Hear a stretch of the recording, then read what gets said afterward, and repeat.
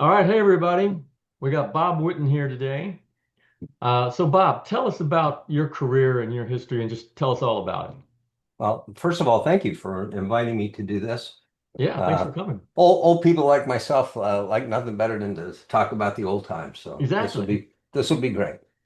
Oh, been almost 50 years in the residential construction industry. I started in the Washington, D.C. market. Was a young guy, fairly fresh out of accounting school, a couple years of experience doing managerial type things. And then I moved into being a controller for a development company that had a uh, commercial and general contracting, or commercial and residential contracting arm called Community Management Corporation. It was a division of Smith Corporations there in the Hmm. DC market. And we built a lot of condos and high rises, co-ops back in the day.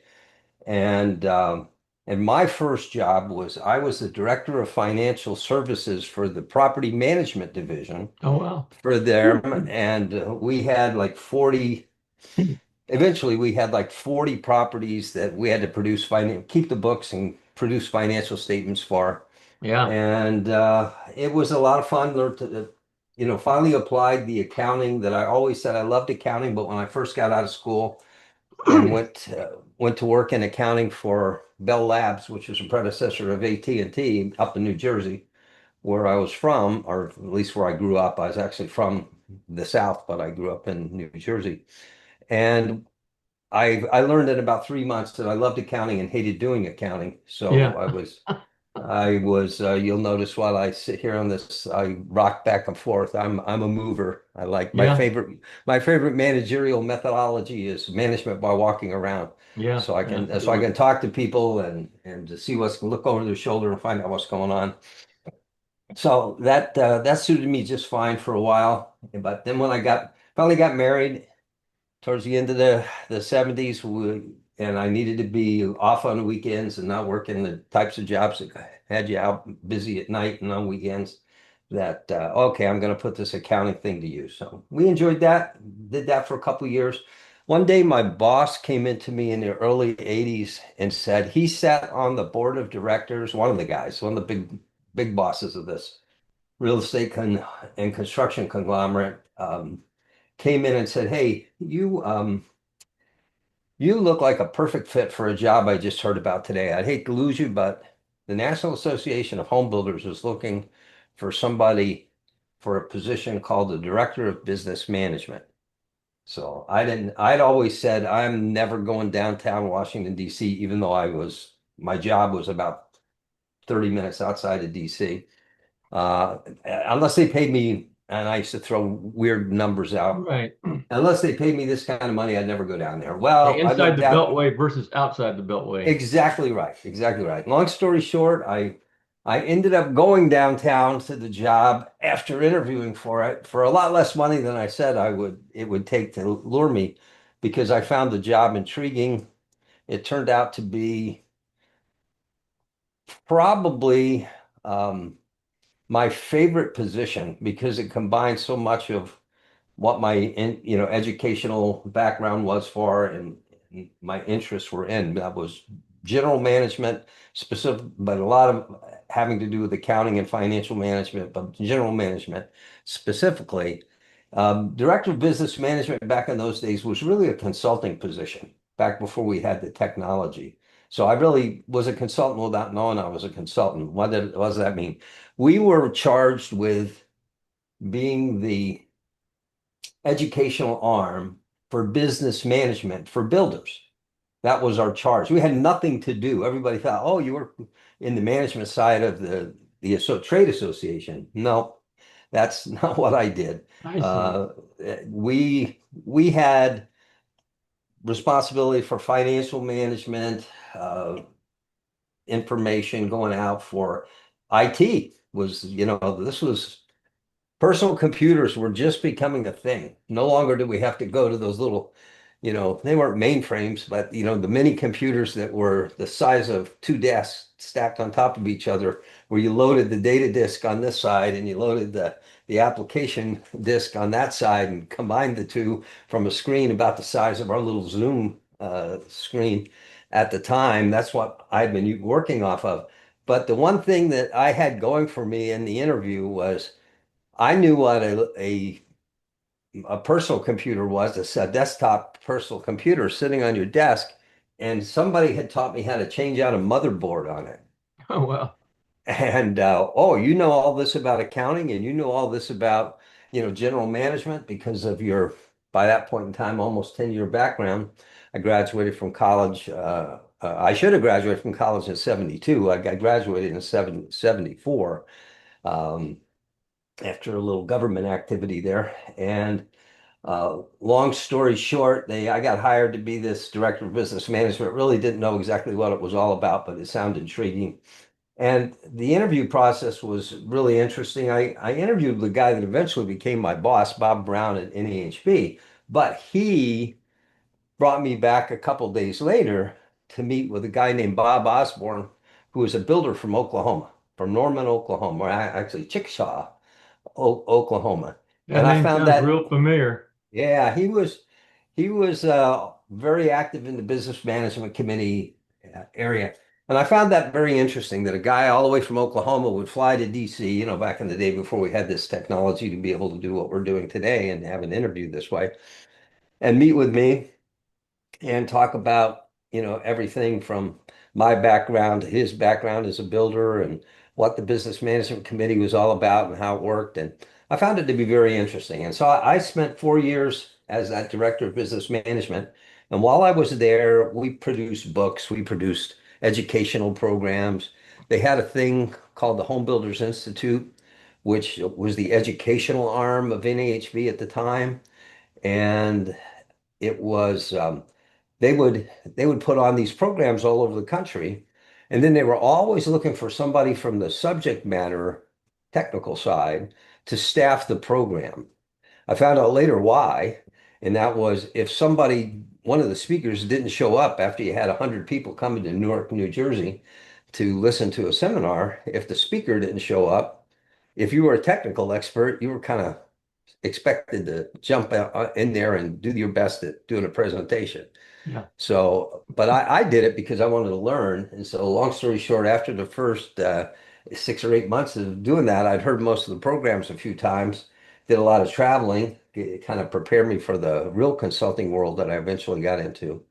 And uh, I ended up filling in for the same guy. Bob Osborne had a kidney stone one time when we were doing a business planning seminar in Las Vegas, and I ended up filling in for him for a day.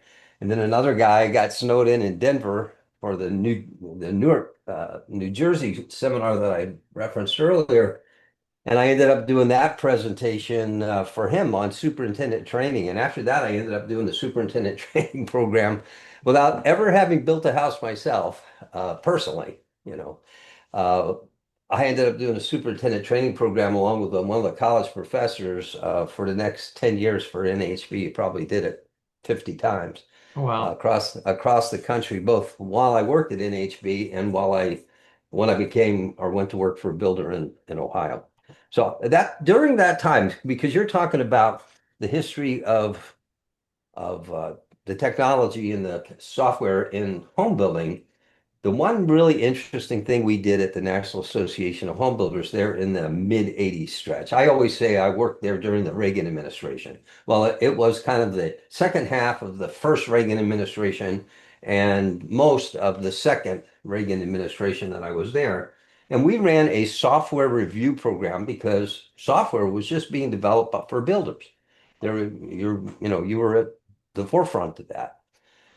So the software review program was for NHB, they considered another source of non-dues revenue. And so they were very hot on it because it had budget potential. And they threw a little bit of time and effort at it, allowed me to hire somebody who knew a little bit more about software than myself. And then we went to set up, I forget the name of the software lab, but there was a lab in Philadelphia. I remember we could go to Union Station and take the train up and get off the train station and Penn Station in Philadelphia, and we'll literally walk to their office. So that made it quite attractive to get to and from. And they would help us break down software that we sent to them. And of course, we charged the vendor a fee for Naturally. reviewing it. And of course, and really, it was more about, I think, that $10,000 fee than anything else. And we reviewed probably three or four softwares a year for like 4 or 5 years. We ended up reviewing 15 softwares. It kind of got me a little bit more involved on exactly what was out there. Most of this was software that I would consider to be general contractor software that they were Hmm. trying to put duct tape on to try to Sure. make it work better for home builders, right? Because it's not the same thing. No, is definitely not the same thing, but that's kind of how it worked. And that's where I met Steve Maltzman, the SM of SMA Consulting, that eventually after my building days, I became a partner with Steve. Steve passed away in 2009, he's a man than myself, and he passed away of an aortic aneurysm. He ran the California office of SMA in the early 2000s to 2009. And when I went to work for him part-time in the beginning, right after we sold our home building company, and then full-time in 2004, I opened the Florida office of SMA Consulting, which in essence still exists. We still have an office in Orlando. That's where I officially work out of, even though today I'm sitting in my home office in upstate South Carolina, which is where pretty much I am, 95% of the time anymore, right here. So the time at the National Association of Home Builders was just really the greatest opportunity. I consider it to be my PhD. People always say, well, how did you get into the consulting business? You don't have, a good friend. Well, I consider him a friend. I'm not sure if mutually reciprocated in that regard. But Chuck Shen always says, well, you can't be a consultant unless you have a PhD. Why? Because Lee Evans told him the same thing, and he went and got a PhD at American University when he worked at the National Association of Home Builders 100 years ago, and et cetera. And I said, from my philosophy, my PhD came when I spent my 5 years at the National Association of Home Builders, traveling the country, talking, working with builders, teaching, learning from other builders as they did presentations, and I sat in the audience, and so on and so forth. And it was a great opportunity. And I met, people that I still have wonderful relationships with, and hear from on a regular basis. Bob Osborne, I mentioned, the late and great John Crosland, and his team from Charlotte, North Carolina. They were, the Crosland companies. They were they were great. A variety of guys that you and I have mutual. All the guys from the Housing Software Partnership days at the FAST system. The guys from whose names are escaping me at the moment, but I sat on the board of directors for Colony Homes down Yeah. here. Tom Bradbury. Tom Bradbury down here in Atlanta, and he sat on our board of directors. And fortunately, he had a personal airplane and pilot. He could fly back and forth, and our offices were right across the street from the Canton Akron Airport in Ohio, etc. In early 1989, I got hired by. It was time to leave NHB. Everybody that had been at NHB and had really done what I consider to be an exceptional job, Chuck Shin being one of them. Al Trellis had an office right down the hall from my office when he was the director of technical services, right? Before I became the director of business management. And Al, of course, became a builder in Columbia, Maryland, and a consultant who I saw. He literally came to our program that we do in May in Orlando this year and spoke. And it was the first time I had a chance to really sit down and talk with him in 10 years. But the same old Al. We had a great time. It was like you could pick up right where you left Yeah. off 10 years ago. So I let Dave Showers from Wayne Homes know that I was looking to leave NHB for new opportunities. I called him up one day because he had not because I just felt like I would be a good fit for him, but because he had told me literally about a year before if I ever decided I was going to leave, to please call him. And I did that. The next day, well, in that telephone conversation, he asked me, "What are you doing for breakfast the next day?" And I said, "Well, I guess I'm driving into DC from my home in Northern Virginia, where I always am." He says, "Well, meet me across the street at the Vista Hotel, which was right across the street from the housing center at 15th and M in DC for breakfast." I said, "Okay." He showed up with a yellow legal pad of paper with a deal worked out on it that this is your contract. There's not going to be any negotiation. If this is attractive to you, you come out and bring your wife next weekend and see me in Ohio, and let's figure out how you can go to work for me. And so the legal pad piece of paper, I carried it around in my wallet until it fell apart about 15, 20 years ago. And it lured me to Canton, Ohio, Hmm. where I took my wife out there.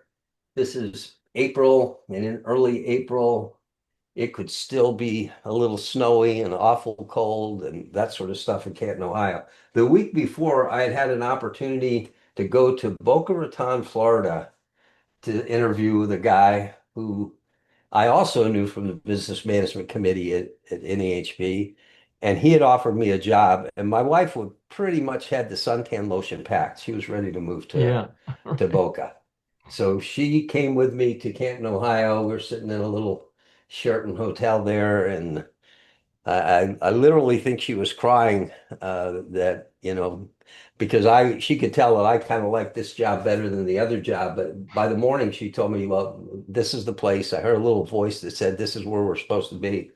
So we ended up raising our children in Canton, Ohio for the next 10 years.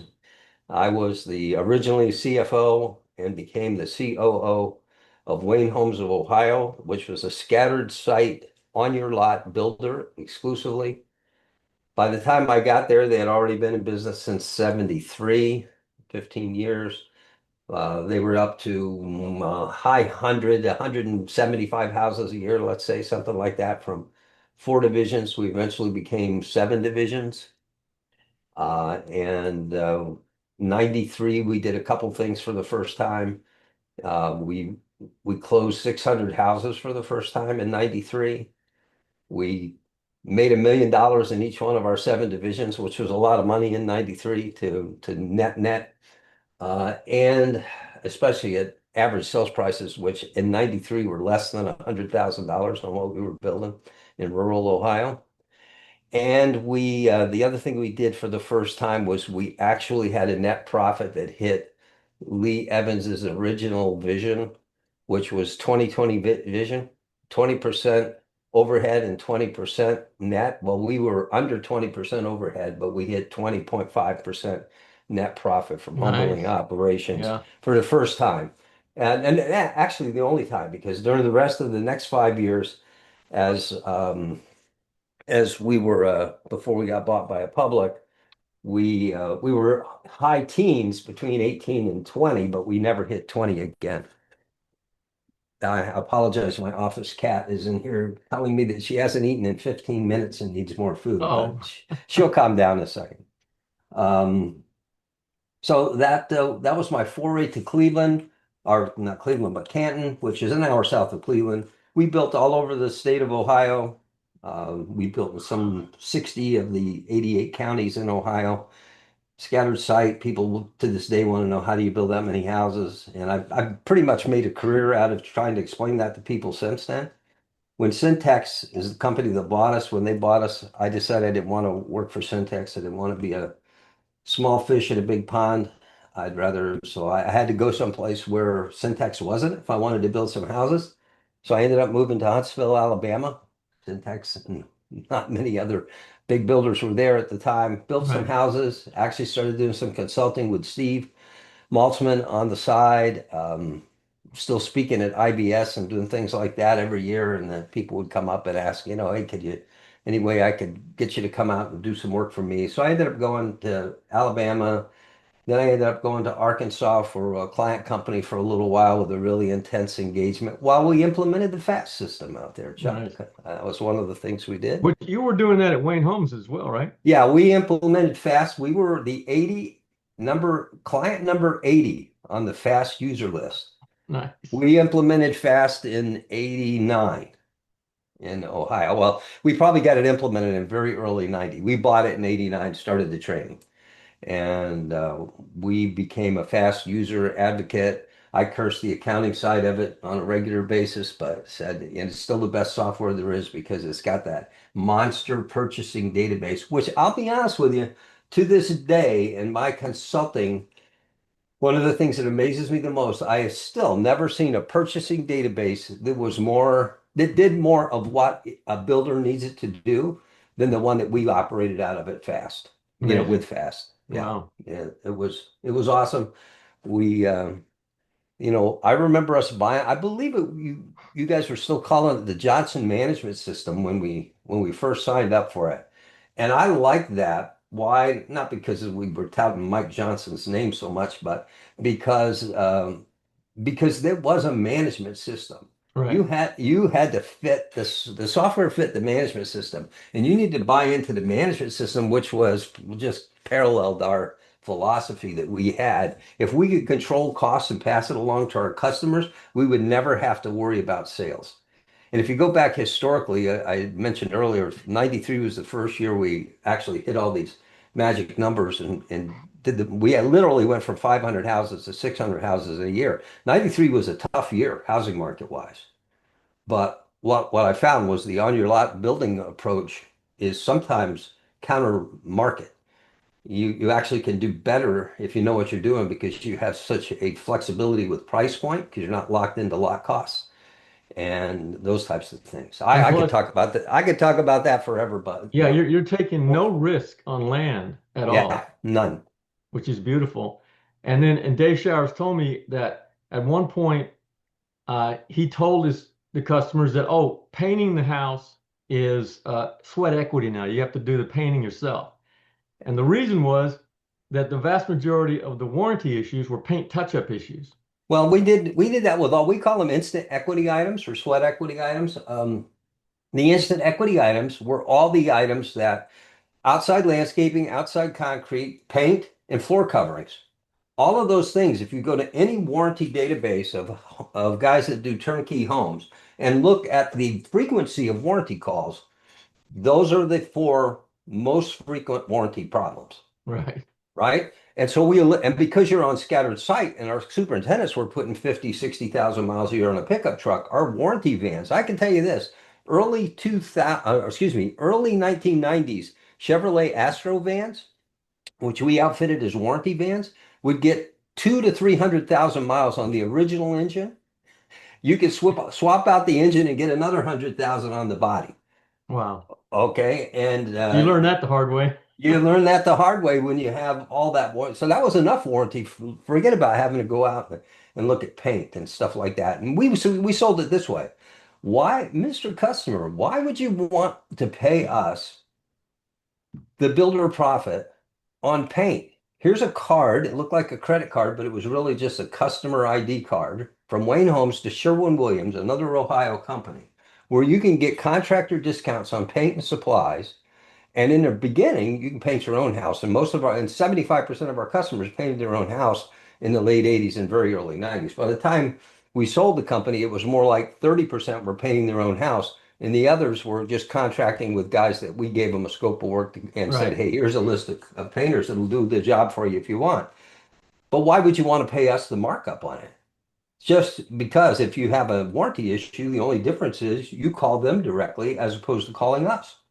Same thing with outside concrete, etc. It worked out really well that we were selling a house that would compare to a turnkey house for about 15 to 20% less, and the house was the same, if not better. Because we could really concentrate on the structure of the house and making it right. And we learned a lot of it from, to be honest with you, one of my mentors, Harold Palmer from Fort Wayne, Indiana, the Palmer companies. He had been in Texas in the 70s building shell houses. back before the Tax Reform Act of the 1986 kind of did away with that business. Harold has passed now, and but he told, and I was just intrigued by this whole history of home building thing. And so, well, tell me, Harold, how did you guys build and sell these shell houses? And he says, man, every cowboy in Texas knew how, and for you being from Houston, you can relate to this. Every cowboy in Texas knew how to hang drywall and how to do all these things. So we could do all the hard work, the foundation, the structure of the house, dry it in, and let them finish it out. And to, then the financing for that became more difficult, getting It's funny you construction loans. mentioned that. When I was like in the 11th grade in high school, I had a summer job where all I did all summer long was deal with drywall. Yeah. I mean, you could very well have been working for one of Harold Palmer's companies that he had, because at one time he was building hundreds. He had 200 people working for him in Texas doing Wow. that. And he said one day he realized that I've been in my office all week with somebody basically knocking on the door going, Harold, you got a minute? Harold, you got a minute? Harold, you got a minute? All he was dealing with people problems. And he decided to go back, to sell his interest in it and go back to Fort Wayne, Indiana, and build custom houses so he could actually, get out in the field again and feel Uh, the dirt under his shoes. yeah. So yeah, interesting, but great guy. Loved my time learning from Harold Palmer. And And so that was the Wayne Homes days. We did sell the Syntax. The deal went down in '98. It kind of got we first, there's no longer any no non-disclosure so that are in effect, so I could talk about it. The first company that came out and really looked hard at us didn't buy us, and that was Beazer Homes. hmm They kind of played on the fringes of on your lot for a long time. And at the time we got bought, we were the first non-land holding company that I'm aware of to be bought by a public home building company. Yeah, I don't know any others. Yeah, and then after we got bought, then one of our main competitors, Summit Homes, got bought by who was probably two-thirds our size and was really our original parent company at Wayne Homes. Hmm. Summit Homes had been, before the Second World War had been started to do that kind of thing. And Dave Showers actually worked as a salesperson in one of their divisions. And the guy that ran that division was Bill Cessna, who was from a family of builders from Puxatawny, Pennsylvania, where the groundhog comes out. And Bill Cessna, a little older gentleman, he was in his 60s by the time Wayne Homes, or late 50s by the time Wayne Homes got started. He broke away, had enough money that they funded their first model home and got started with Wayne Homes in '73, just because they were at odds with the management team at Summit. But Summit got bought by Hovnanian out of New Jersey, probably 2, 3 years after Syntax bought Wayne. Syntax tried to blow Wayne up all over. They went out to the state of Washington to open some Yeah, I saw divisions. they had an office right up the street from Right. where I am now. They went all the way down here to South Carolina. They went to Florida. I bet they spent well over $1 billion trying to make it work. And then they basically sold it back to two of my old partners in 2009 for like, 20 cents on the dollar.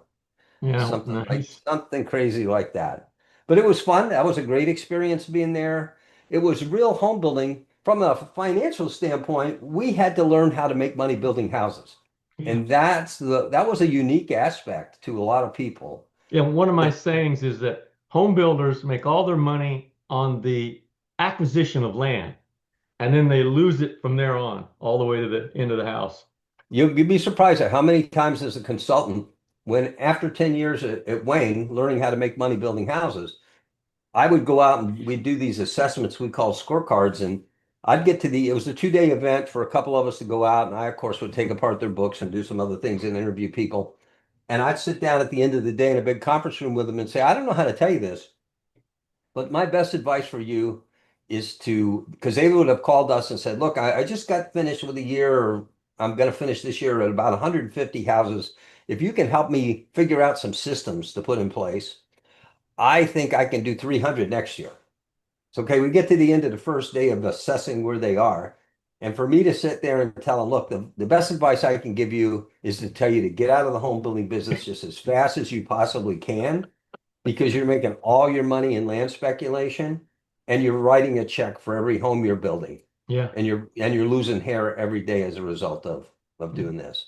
Yes. And they would look at you like you had two heads. A few times, people would, it happened multiple times, especially in Florida in 2003 and 4 and 5.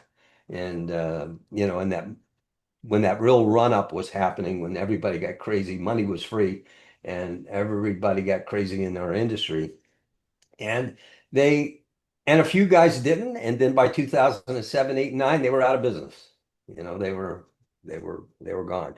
But learning how to make money building houses, it's there's 3,000 moving parts in the house, and any one of them can bring you to your knees profitability wise. You have to know how to do so much. But once you get it, I've told somebody earlier today, I say it's an addiction. And at some point in time, I had to literally break my addiction. They said, "Well, when did you build your last house?" They asked me. This is a marketing company who's trying to help us do a little marketing for our firm.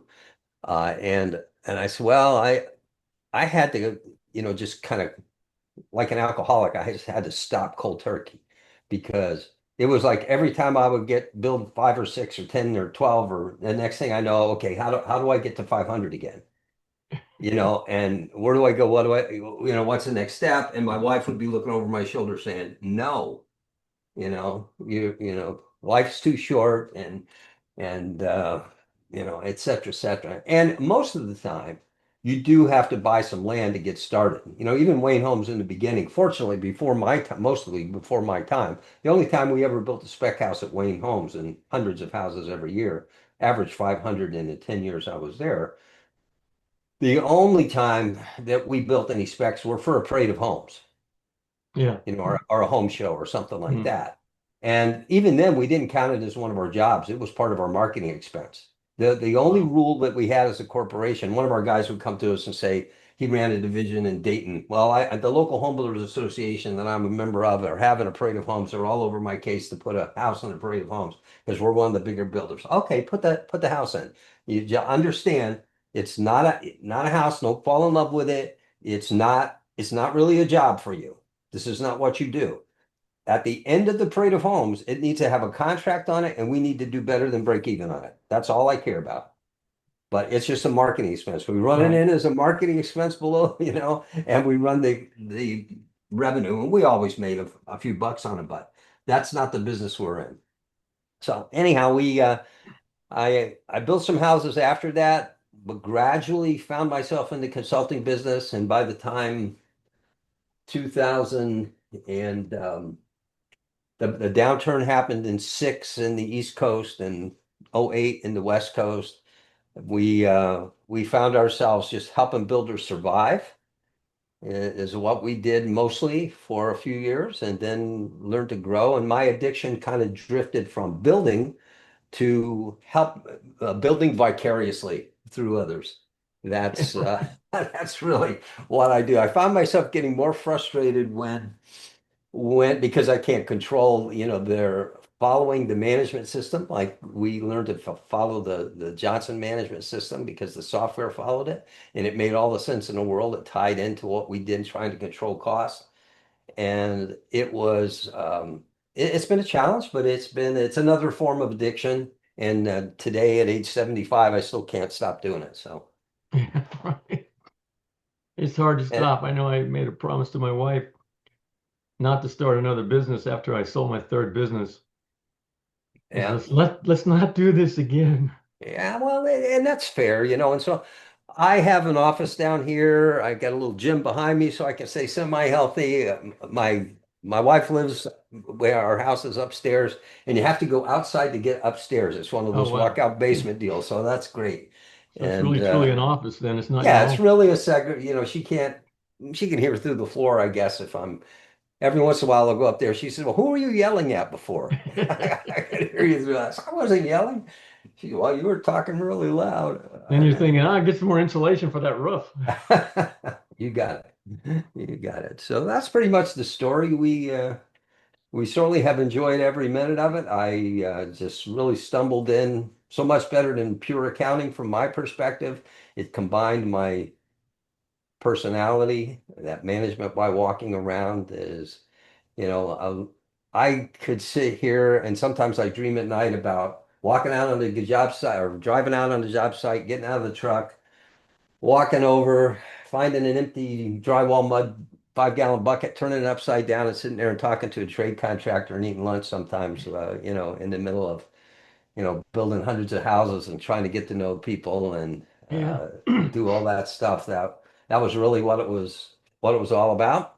And the relationships you build and how it So are goes. you So doing consulting right now still? we are, yes. We probably run. I have only 2 employees. I have an executive assistant who works with me, and I have a bookkeeper who helps me out. But other than that, I have 3 consultants who work on 1099 basis. One is an expert in purchasing databases and all things IT, and he helps us. And his big forte is he learned to implement the Mark system and utilize some other softwares for estimating and that's so even small builders he can do a great job. He's helped a bunch of larger builders implement the mark systems over the last half dozen years. And then I have a guy, I got Joe Stoddard, who you met or Yeah. talked with last week. Right. Joe has been around forever. Joe does everything including our construction training. On that side, he's a former custom and small volume builder, trade contractor.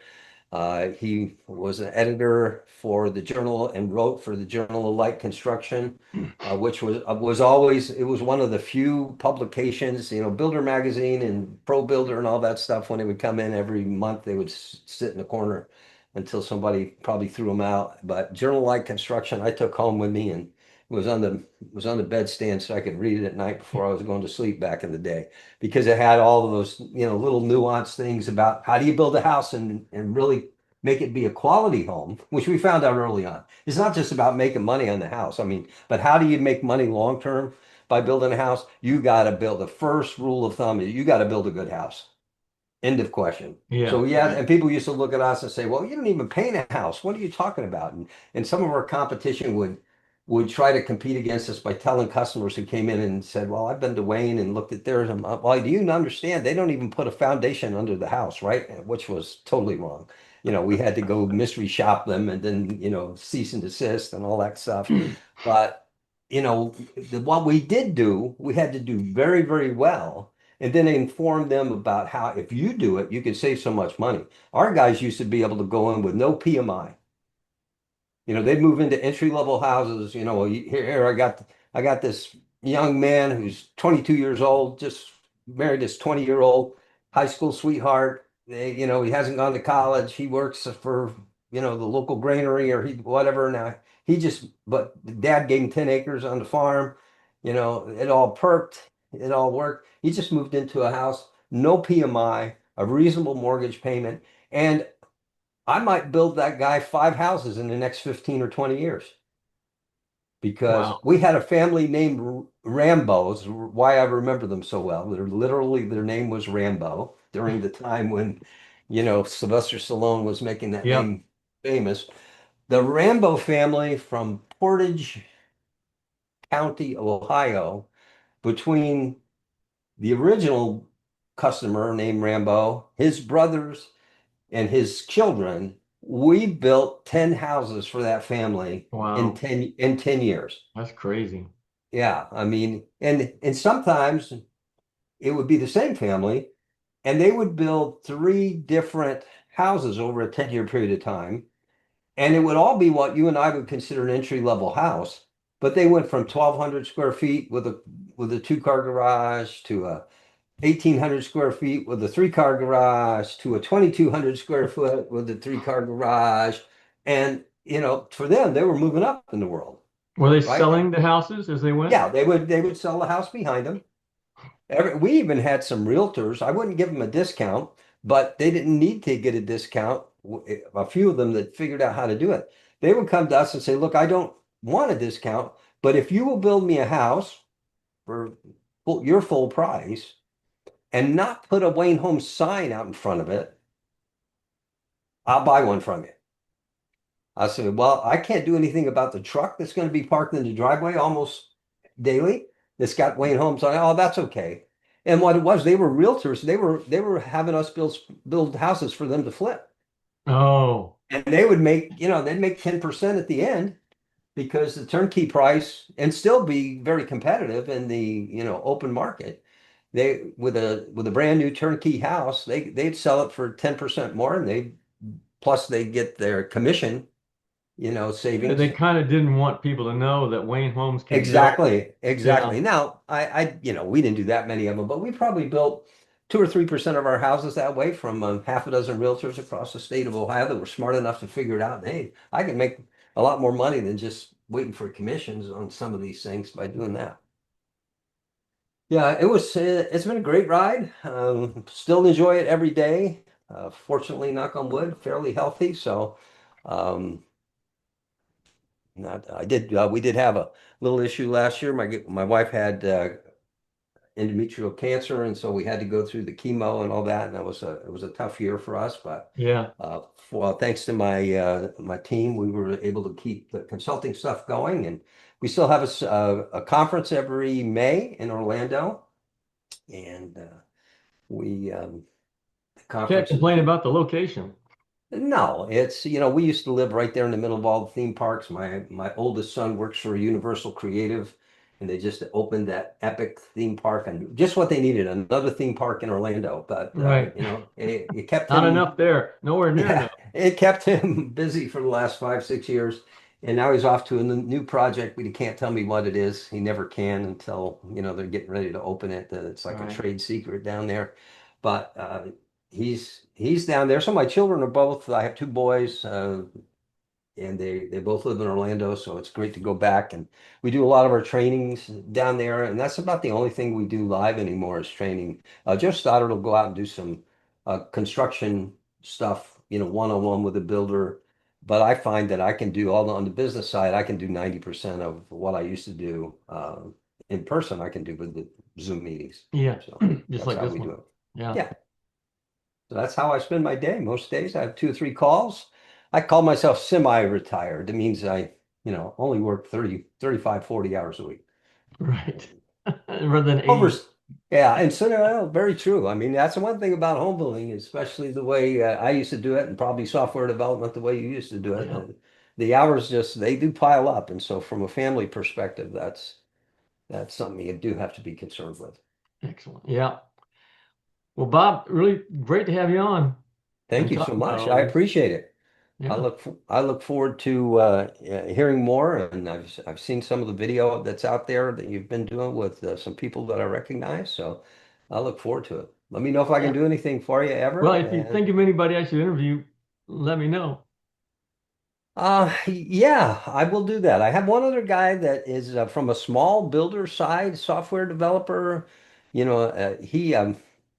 There used to be a program that NHB sold, estimating program. It's basically Excel or whatever the Yeah. the the spreadsheet of choice on steroids.